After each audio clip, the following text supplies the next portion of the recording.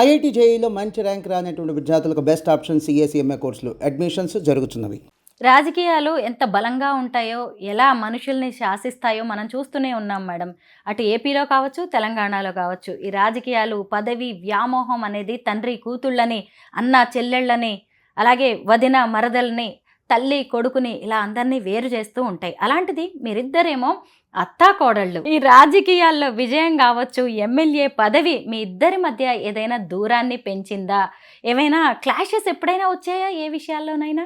ఎందుకంటే ఇప్పుడు రాజకీయంగా ఎందుకు వస్తాయండి? ఎందుకంటే ఇప్పుడు నేనిచ్చిన మాట కోసం, నేనిచ్చిన పాలకుర్తి ప్రజల మాట కోసం నాకు ఇది సిటిజన్షిప్ రాకపోయినా నా కోడల్ని వచ్చింది. తనకి ఇష్టం లేకపోయినా అత్త ఇచ్చిన మాట కోసం తను సాక్రిఫైస్ చేసింది. తను సాక్రిఫైస్ చేయకపోతే నేను ప్రజలకు ఇచ్చిన మాట నిలబెట్టుకునేదాన్ని కాదు. But at the same time ఈ ప్లాట్ఫామ్ లేకపోతే తను ఈరోజు ఎమ్మెల్యే అయ్యేది కాదు. సో అలాంటప్పుడు equally we respect each other. అంతేగాని ఒకళ్ళు ఎక్కువ ఒకళ్ళు తక్కువ అనేది లేదు కదా. ఇప్పుడు ఎందుకంటే తను ఆ సాక్రిఫైస్ చేసి ఉండకపోతే నేను ప్రజలకు ఇచ్చినా కానీ మాట నిలబెట్టుకునేదాన్ని కాదు. సో ఒకవేళ తను మాట నిలబెట్టుకున్నా ఈ ప్లాట్ఫామ్ అనేది తనకి నేను క్రియేట్ చేయలేకపోతే తన ఎమ్మెల్యే అవ్వటానికి కూడా అవకాశం ఉండేది కాదు. సో అలాంటప్పుడు we respect each other, we complement each other. అంతేగాని ఇందుట్లో ఎవరు ఎక్కువ ఎవరు తక్కువ అనేది ఇప్పుడు మీకు 2 కళ్ళు ఉన్నాయి, ఏది ఎక్కువ, రైట్ ఐ ఎక్కువ లెఫ్ట్ ఐ ఎక్కువ అని అడుగుతారా? సో అదేం కాదు కదా. ఇప్పుడు మా పాలకుర్తికి కూడా ఎమ్మెల్యేగా డెఫినెట్లీ తను she has the power and she is the MLA, no matter whether she is my daughter in law or she is 26 years old.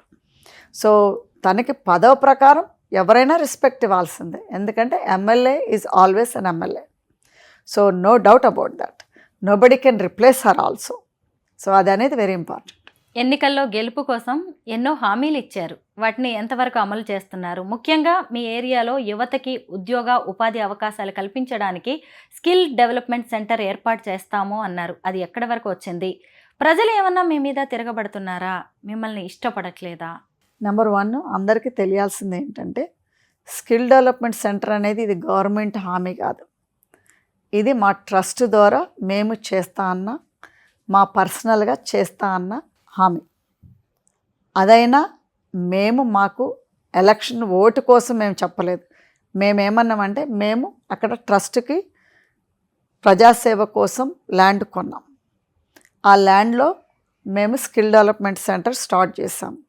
ఏది గ్రౌండ్ బ్రేకింగ్ సెరమోనీ అంటే మన శంకుస్థాపన చేసాం.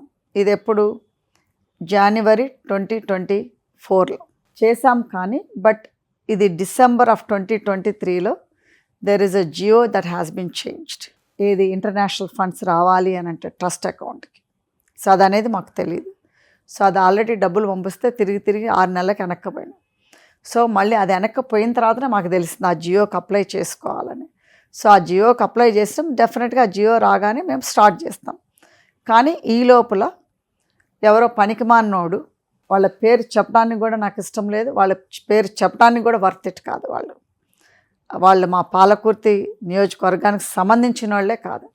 సో వాళ్ళు కోర్టులో కేసు వేశారు. సో ఇప్పుడు అది కోర్టులో తేలిన తర్వాతనే మేము కన్స్ట్రక్షన్ స్టార్ట్ చేస్తాం. సో అది అనేది ఎవరు చేశారు? ప్రజలకి దక్కకుండా అది ఎవరైతే ఆపోజిషన్ పార్టీ ఇంకొక పార్టీలో ఉన్న మనుషులను డబ్బులు పెట్టుకొని మళ్ళీ మా పార్టీలో ఉన్న కొంతమంది మేమంటే గిట్టనోళ్ళు వాళ్ళతోటి జాయిన్ హ్యాండ్స్ అయ్యి చేపించారు. సో అది అనేది అందరికీ తెలుసు, ప్రజలకి తెలుసు. ఈ లీడర్లు ఒకవేళ తెలుసుకోకపోయినా కానీ ప్రజలకు తెలుసు, ఆల్రెడీ ప్రజల్లో ఉంది. ఎలక్షన్స్లో మీ గెలుపు కోసం ప్రయత్నించిన వాళ్ళని, కష్టపడ్డ వాళ్ళని ఇప్పుడు ఎమ్మెల్యే పదవి వచ్చిన తర్వాత ఎవరినైనా దూరం పెట్టారా? ఎవరిని అయితే దూరంగా పెట్టలేదు. ఎవరైనా పేర్లు చెప్తాను.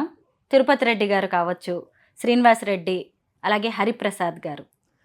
శ్రీనివాసరెడ్డి అనే వ్యక్తి టీఆర్ఎస్కు పోయిండు. ఆయన కాంగ్రెస్ పార్టీలోకి వచ్చిందే అసెంబ్లీ ఎలక్షన్స్ ముందు. తను అసెంబ్లీ ఎలక్షన్స్ అయిపోయి పార్లమెంట్ ఎలక్షన్స్ అయిపోయిన తర్వాత తను టీఆర్ఎస్లోకి పోయిండు.